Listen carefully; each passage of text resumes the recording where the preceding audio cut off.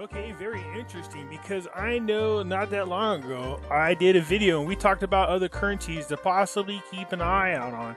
Okay, so this is a little bit older article, not that old, it's from January.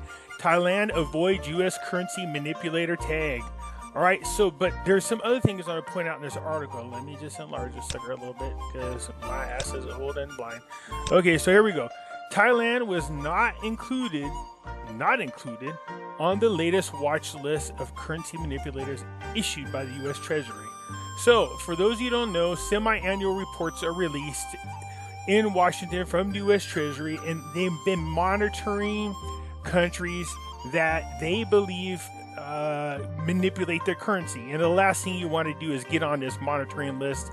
Well, not just get on a monitoring list. The last thing you want to do is be labeled a currency manipulator by the U.S. Treasury, because thanks to Donald Trump, he has now implemented some new penalties for countries they can prove are manipulating their currencies. This includes sanctions and this includes tariffs, all right? Penalties, additional penalties on top of the ones you'll get from the World Trade Organization as well.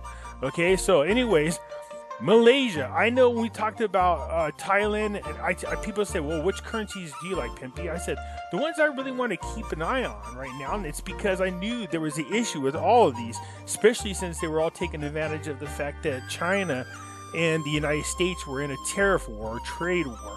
All right, I said, if you look at the countries that surround the South China Sea, those are the currencies that I'm interested in.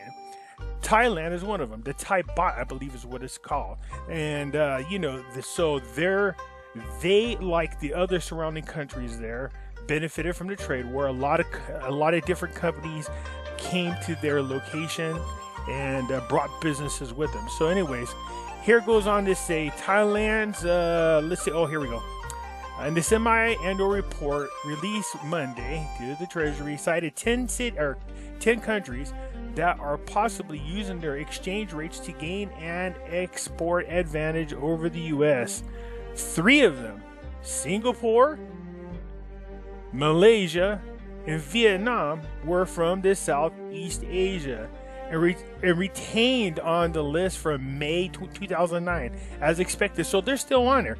I talked about Singapore, I talked about Malaysia, I talked about Vietnam. I also said about the Thailand baht, the Philippines, especially Malaysia. Good Lord, Malaysia is called the new Silicon Valley. So their currency is probably one you really want to hold on to as they continue to grow economically. I think their currencies are really going to go up. Now, having said that, I do want to mention something. We're seeing a lot of things happen. We're seeing stock market crashes here. We're seeing stock market crashes there. People are dealing with the coronavirus. They're using the coronavirus as an excuse for worldwide market crashes, all right? So here's my thing. To me, these currencies eventually have to go up. The U.S. dollar cannot continue to be this strong. All right, we know right now that Trump is trying to get the Federal Reserve to lower the rate again. So this will help give a boost to the economy. And, that's anyway. So, that's one thing. But what it does is it gives a false strength to the U.S. dollar. Okay, so what we want to do is, once again, keep an eye on these currencies, because the U.S. dollar will not remain this strong for very long. All right, eventually we're going to have to go through what a lot of these other countries are going through. The stock markets cannot continue to be go on such a run as they've been. You know what I mean? Since Trump's been in office, they've been nonstop setting records galore. Eventually, like we're seeing now, a market correction is taking place. All right, eventually that is going to give way to another boost, in my opinion, to the stock market. You're most likely going to see a stock market going into Trump's second.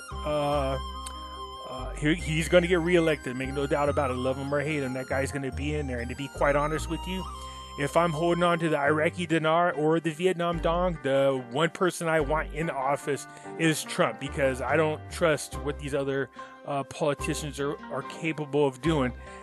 Case in point, how long have we been waiting for Iraq to revalue their dinars or reinstate their dinars? Bush, Bush 2. I want to say Bush 2, Bush Jr. And then, of course, right after him is Obama. There's 16 years of waiting. Most of you guys know what I'm talking about. And now Trump's about the end of his first term. But, you know, he's the one guy I would definitely want in office if I was holding on to these currencies. Well, not if, I am. He's the guy I want in there. Okay, but anyways, the point I want to mention is this. Look, these countries, especially Malaysia for me, is a target of mine. I'm looking into. I think that's really going to take off, and so is the Thai bot. Those are the two that I really like a lot. Also Mexico. You guys heard me do a video about this, but you can go back and listen to it. So anyways, this article is going on to say that, hey, look, Thailand squeaks out of just being called labeled and manipulated, all right? So Thailand's good trade surplus with the U.S. soared past a critical 20 billion mark in the 12th month through November, according to the U.S. Census Bureau data. While its current account surplus exceeded 2% of GDP, however, the currency almost 9% surge against the U.S. dollar last year. Look at that. And its value increased by 9%. That's not too bad on a return, if you can get my drift. All right? So, you know, if you had $100,000, well, that's not too bad. I'll take $9,000 on $100,000.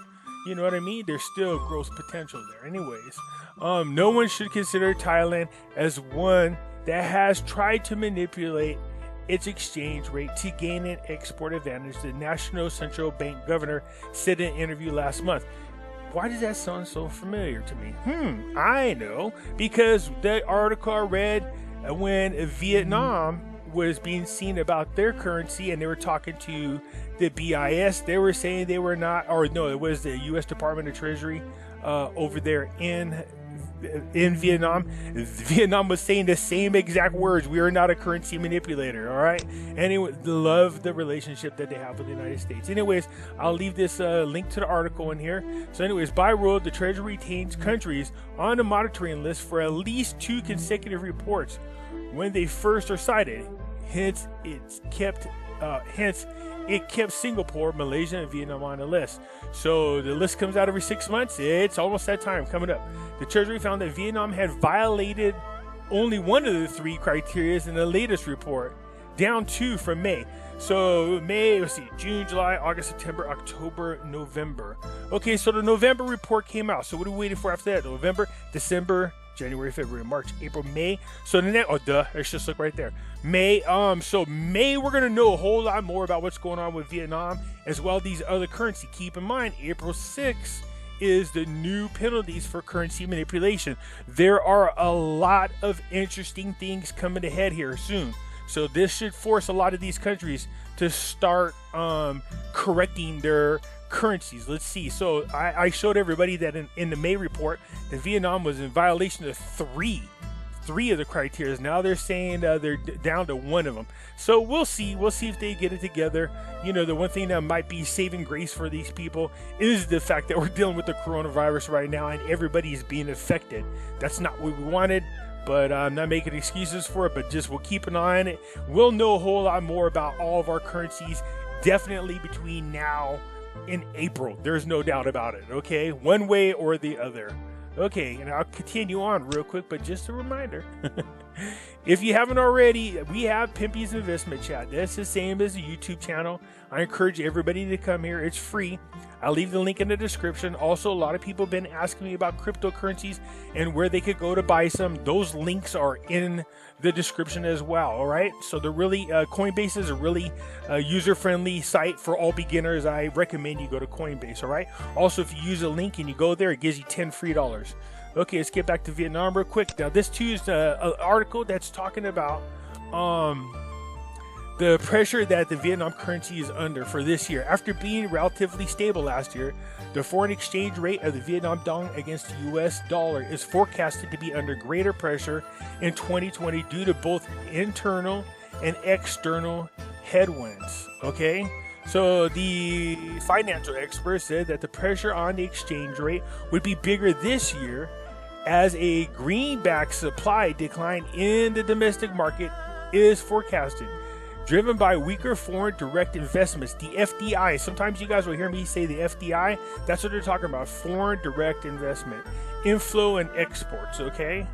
So due to the decline in global demands, Vietnam exports in 2020 may not be positive as last year, and the government even forecasted a trade deficit of about 3% of exports turnover this year.